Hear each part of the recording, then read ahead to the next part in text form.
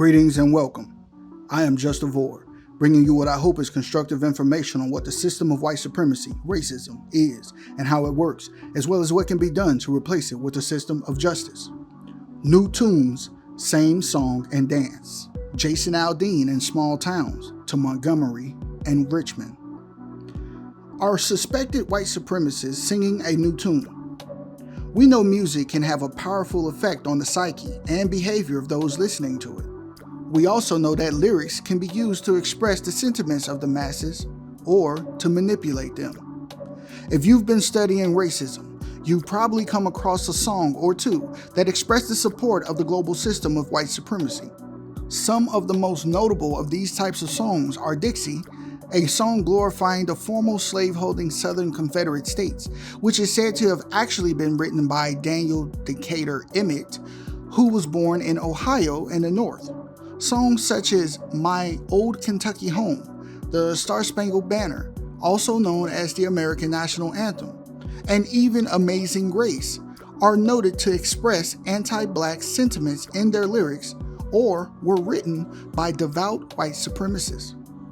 Even in the modern age, suspected white supremacists use songs that contain overt and covert messages supporting racism, often attempting to mask these sentiments as being part of their heritage or culture, which I do not disagree with. Enter Jason Aldean's Try That in a Small Town. Released in the mid-spring of 2023, the song peaked to become a #1 hit on the Billboard charts only after Aldean released a music video showing a performance in front of the courthouse in Columbia, Tennessee, where an 18-year-old black male named Henry Trotte was lynched in 1927. The lyrics of the song itself contain veiled anti-black tropes as Aldean expresses what he thinks is wrong with the United States. Many of the things he mentions are things stereotyped to be behaviors of black people. So, combined with the imagery of the video, although it shows many clips of white people engaging in violent protests and riots, the backdrop of it all is Black Lives Matter. In both the lyrics and the video, this good old boy's coded messages reveal threats of violence, specifically gun violence, towards so-called black people if they were to try that behavior in a small town. Of course, black people and others called out Jason Aldean for his suspected acts of racism, noting that 1. Jason Aldean was himself a victim of gun violence in 2017 when another white male committed a shooting at his concert, ending the lives of 58 of Aldean's fans, while Aldean himself ran off stage without even warning the crowd there was an active shooter. 2. Black people are not going into small white towns and committing violence, so Aldean's challenge to try that in a small town makes no sense. And 3, history shows that it has actually been those who classify themselves as white who regularly invaded small black towns to kill black people and burn their properties.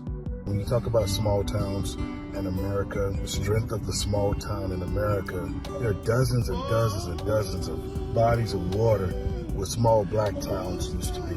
And it was in fact jealous white folk from around those regions that infiltrated those small towns. It's ironic that this song is from someone that favors the oppressors of small towns, not the defender of small towns. I would love for you to talk about the irony of that space.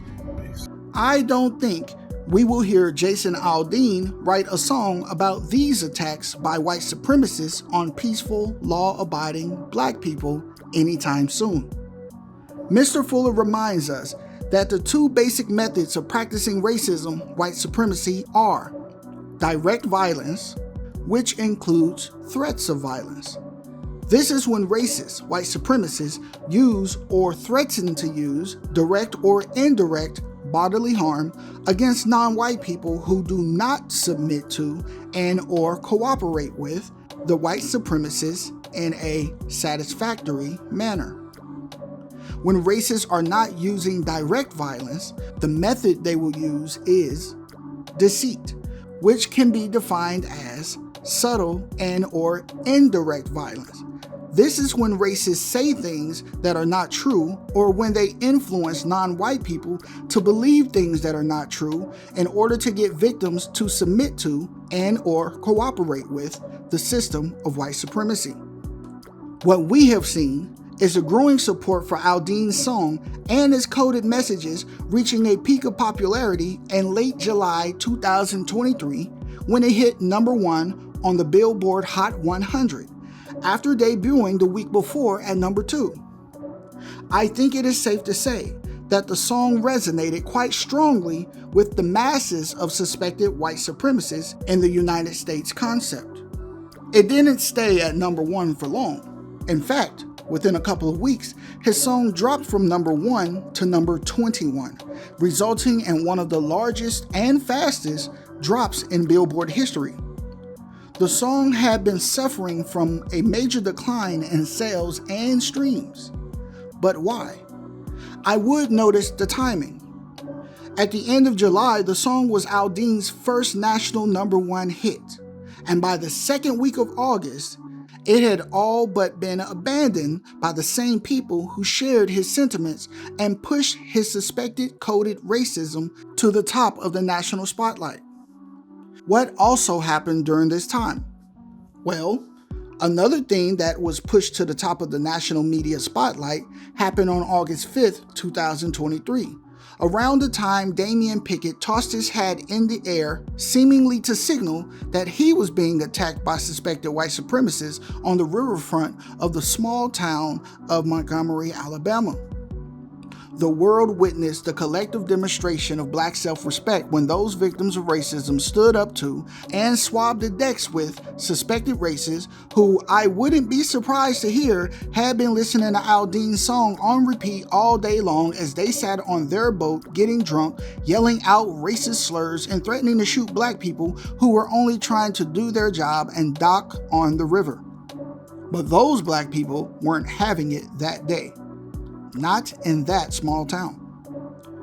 If you haven't already, I would suggest viewing our video entitled "Winning the Battle but Losing the War: The Alabama Riverfront Brawl."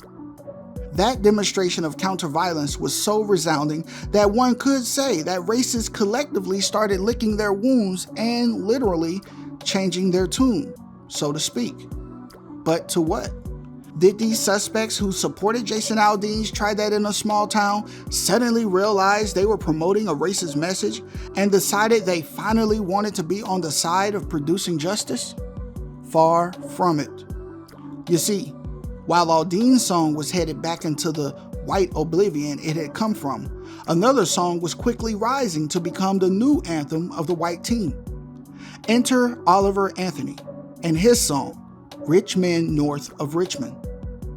Unlike Aldean's "Try That in a Small Town," with its veiled threats of violence seemingly towards black people, Oliver Anthony's "Rich Men North of Richmond" seems to invoke the sentiment of it's not about race, it's about the rich versus the poor, and that poor whites have it just as bad, if not worse, than black people.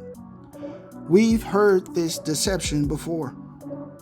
According to the Counter-Racist Code, as written by Mr. Neely Fuller Jr., one of the 6 major racist strategies for causing confusion is the strategy of racial white sacrifice confusion, which essentially is the codified term that applies when the white supremacist racists speak and or act to dominate and mistreat non-white people by doing great harm to themselves and or allowing others to do great harm to white people. The white supremacists sometimes do this in order to cause non-white people to believe that white supremacy does not exist, and or in order to cause non-white people to believe that racism is not a serious problem, except for the few who have chose to make it so. What we are seeing with the sudden decline of Jason Aldean's "Try That in a Small Town" and the just as sudden rise of Oliver Anthony's "Rich Men North of Richmond" appears to be a pivot from the racist method of direct violence toward the method of deceit, specifically the racist strategy of white sacrifice confusion. But make no mistake, Those suspected racists who find Anthony's song to resonate with them on a personal level, even bringing many of them to tears, have a long history of being anything but friendly towards black people. While the lie is that the greater problem is between the haves and have-nots, this lie has been told to black people since we were on the plantations in physical chains.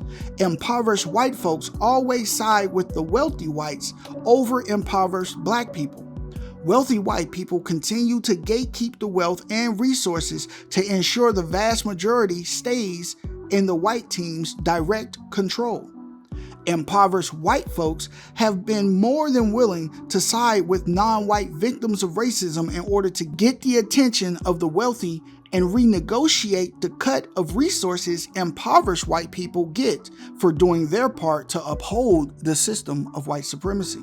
I've been selling my soul, working all day. Oliver Anthony practices racial white sacrifice confusion with his complaints of everything wrong in the United States and blaming it on rich men north of Richmond. These rich men north of Richmond. Why Richmond? Why not rich men and women throughout the United States? As Oliver Anthony is reportedly from Farmville, Virginia, one can conclude that he is referring to Richmond, Virginia, which happens to have been the second capital city of the Confederacy after it was moved from, you guessed it, Montgomery, Alabama. Apparently, Oliver Anthony identifies so much with the slaveholding South of old that he blames all the troubles white males claim to be facing on rich white people from the North. But he is no champion of the poor, as he also points to people on welfare eating up all the food from homeless people who are more like him. Lord, we got folks in the street, ain't got nothing to eat, and the whole beast milking welfare. This sentiment has been stated as promoting the welfare queen stereotype typically placed on black females, even though studies have demonstrated that the actual welfare queens are, and have always been, white women. God, if you're 5'3" and you're 300 pounds, taxes ought not to pay for your bags of fudge rounds. Young men are putting themselves 6 feet in the ground, 'cause all this damn country does is keep on kicking them down. Lord, it's a damn shame. While Anthony's song has been viewed as an anthem for white so-called working class people, he gives rich men from the south of Richmond a pass, even though these wealthy people have promoted and supported the passing of some of the most anti-poor political policies in the country. But they've also promoted and supported some of the most anti-black policies as well. So I guess if you identify with Oliver Anthony and those like him, the anti-blackness makes up for all the rest. While it appears white folks have changed their tunes, I suggest it is the same old song and dance, and we will soon see suspected white supremacists returning to their promotions of violence against non-white people. But for Oliver Anthony and those who are in their feelings about not getting the same benefits of white supremacy the previous generations of racists have before them, I'd like to share some of the advice JustaVOR and other VORs often receive when we attempt to call out and counter injustice. Stop being so divisive. Stop being a victim. Pull yourself up by your bootstraps. And if you don't like it here, you can leave. With all the racial white sacrifice confusion being promoted through Oliver Anthony's tune, I'm rather confident that Oliver Anthony and other suspected racists like him will be all right as long as the system of white supremacy remains in place. Hell, even with his decline in the charts, Jason Aldean is still doing just fine by himself. He's still selling out concerts, and even if either of these two, and others like them, were to reach further and promote more overtly their anti-black messages through the sounds that some are calling music, there will always be a racist audience ready to pay them to practice racism. What are your thoughts? Are racist suspects changing their tune after suffering their collective L on the docks of the Montgomery riverfront? Is the decline of Jason Aldean's Try That in a Small Town and the rise of Oliver Anthony's Rich Men North of Richmond a direct result of the events of that fateful day? Feel free to leave your questions, comments, and concerns. For more information about the purpose and goals of this channel, as well as some basic definitions of words and terms we use in reference to our work, I have included a link below to a video containing this information. If you would like an even better understanding of the code and how it works, please visit ProduceJustice.com to order the United Independent Compensatory Code System Concept by Mr. Neely Fuller Jr. There are many constructive suggestions for ending the system of white supremacy, and Mr. Fuller's codebook and its word guide act as guides to getting and keeping on code. If you think this content is constructive and worth your time and energy, please subscribe and share to support the making of more content in the future. Much appreciation for all the VORs already subscribed. I am JustaVOR, and I am still learning. Thank you for watching. Until next time.